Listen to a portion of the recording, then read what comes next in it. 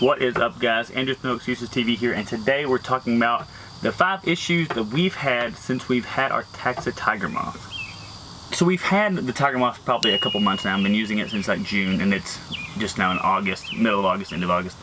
And we've had issues, from basically our first camping trip with it. Now, some of the issues are just nitpicky and minor, and they're just like, we wish they were different. Up to we have to take it to an RV service place to get one of the issues fixed. So we have 5 of the issues, and we have an honorable mention, and we're just going to go through them, starting with kind of the most just nitpicky, all the way up into the one where we're taking it in to get serviced. So we've been having the issues, like I said, for a while, and so we've been taking the clips as we go. Probably the most just nitpicky, just a frustrating thing that we've had mess up was the slide out protectors on the slide out. So basically it has 2 parts that slide out that it rests on the ground, and then those are metal, right? And they have these plastic protectors on them that would kind of keep it from like grinding and rubbing on the floor, creating wear spots. Well, the first trip those 2 things broke right off of it, not even close. We pulled it out like 3 times and they popped off. They're plastic, they're flimsy. That wasn't an issue that we're going to end up dealing with. I said in an earlier video where we had the issues and we talked about them, that I'll probably just plastic dip them, and so that's just kind of nitpicky. It's not gonna be a big deal. The next kind of nitpicky one that we've been running into was on one side of the storage on the inside. When you lift up the storage part, it rubs on the side of the camper. Now again, I don't know if it was as it warmed up or in humidity and it warps or whatever it is, or if it shifts and it'll be different in the winter. I don't know, but in the summer it's rubbing all over it, and as it rubs up and down on that side, I know at some point it's going to rub through the rubber, and it's going to start creating a wear spot on both that and the wood that was used to make the storage platform. And it's not an issue now, and I don't think it'll ever be a big issue, but I don't know, it's kind of a frustrating, kind of annoying thing that we've been dealing with. So moving on past the more annoying stuff, this one's kind of in the middle. This one's annoying.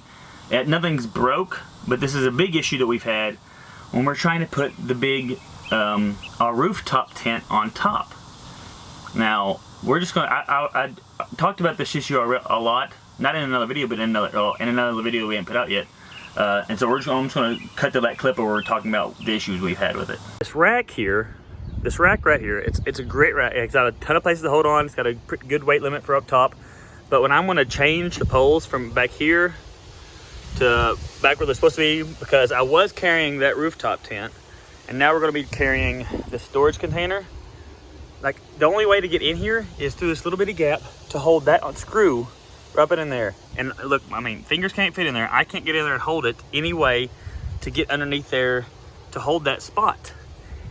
Let me tell you, the amount of frustration that I had trying to get that rooftop tent on is, I don't know, like one of the things that I think I can change with the pole, how it's attached, or how the cargo poles, I don't remember what they're called, these things, right?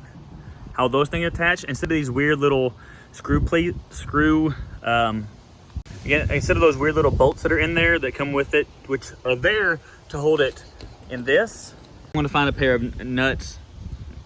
I'm going to find some nuts that fit those screws, and then have like either a magnet or use some type of a wrench to hold them on there while I'm tightening it and untightening it. But that, I mean, needs to get fixed or something. I don't know. That's annoying. And like I said in the video, if you go back and watch the other, like the one put out by Taxa about how to put the rooftop tent on, it all of a sudden it gets to that point, and then it just zooms past, and then it goes, and then you put rooftop tent on, and now it's on, and it kind of completely jumps past the amount of difficulty it is to get those stupid screws in with my fat fingers. I had to have my wife come out. I can't remember if I said this in the video. I had to have my wife come out and hold it with her hand up underneath it, because I couldn't fit it. It took so much longer than I thought it was going to the point where I'm going to buy specific nuts, maybe even some longer bolts, to where I can have it a lot easier the next time. Alright, the last 2 issues we've run into and we've had have both resulted in something getting fixed and repaired and sent off.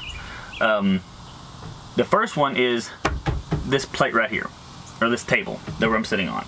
So, two issues we've had with the table, and this isn't both the final issue.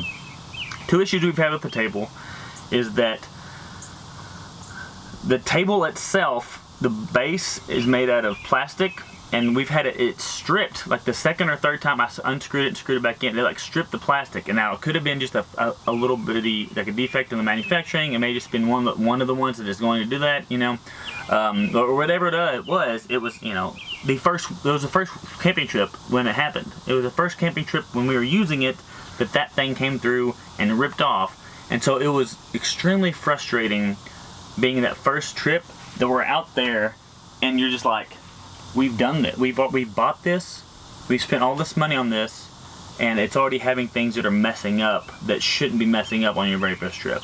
That was probably the level of frustration with that one.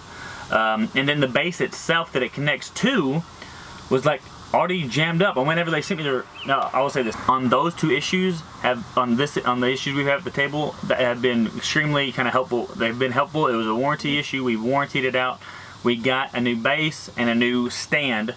The place that stripped out, and when they got sent the new strand about what was the new base, what it was made of, it was just a little plastic. It was a plastic piece with a spring that kind of helped it click down. So I could see when dust and dirt gets in there, which is going to happen, that's going to clog up again. And so I'm just going to have to like either create a way to keep that cleaner, or always have something to blow the dust out of it so it clicks in when we're traveling, or what, I don't know. And then they sent us a brand new stand stand for the table.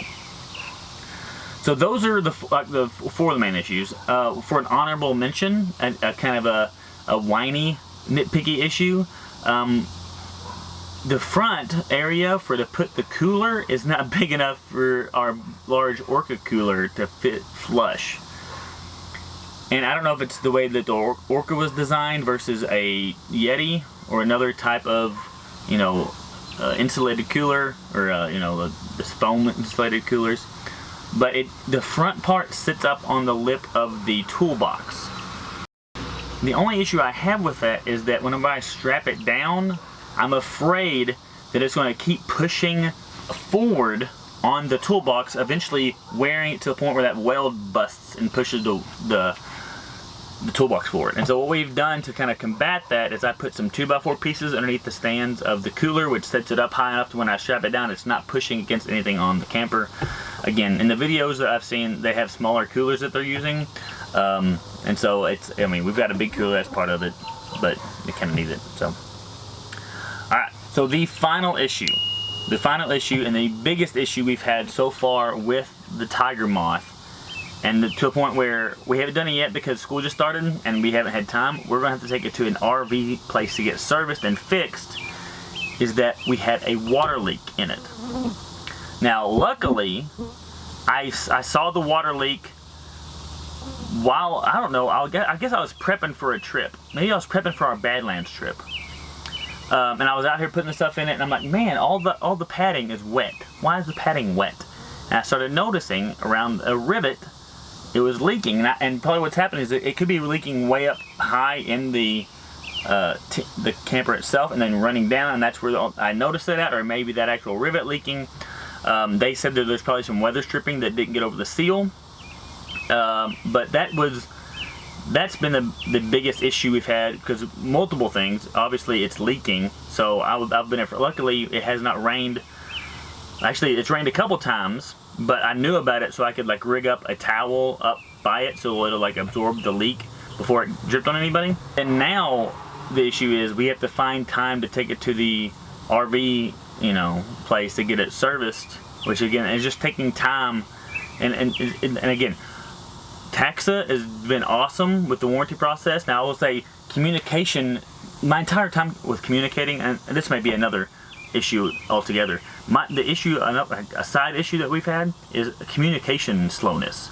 Like whenever I put the down payment or deposit back in March on it, I got emails really quickly about time frames and stuff, and then I emailed like every 2 weeks because I was supposed to be getting in touch with the RV company. They were supposed to put me in touch with the RV place that we were buying it through, because you can't buy it directly from Taxa, and I would never do it. And it got to where it was like almost 2 months, after we did this. And I would email, and then I would wait 10 days a lot of times, which may have been my fault, and still not get a reply, and then email back again. And so the back and forth that I've had with Taxa a lot has been slow.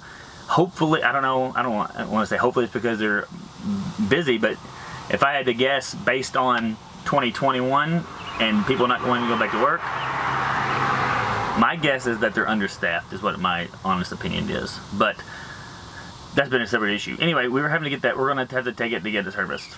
And so that's our 5, 6, 7 things we've had issues with Taxa so far. I don't know. We're going to make a pros video because there's been a ton of pros. There's been more pros than there is cons. And then we're going to have an upgrades video. So we're going to have one that upgrades that we've done ourselves and that kind of made it more our camper, and we'll show you those. We'll talk about the pros that came standard with this camper. I could just sit here and ramble about issues or problems or just kind of whiny stuff, but I'm not going to do that because Taxa, I mean, they've taken care of all this stuff so far. And so if that was a different issue, then I would be a lot madder, but it's more of just annoying to have to do it, you know. Time right. Kind of like on the way back from the Badlands, we got backed into, and so now my Jeep's in the shop getting fixed because somebody else didn't know what they were doing driving, and so it's just nobody was hurt, and it didn't cost a lot, but it's time, right? Anyway, if you like this video, if you like videos like this, make sure you hit that like button.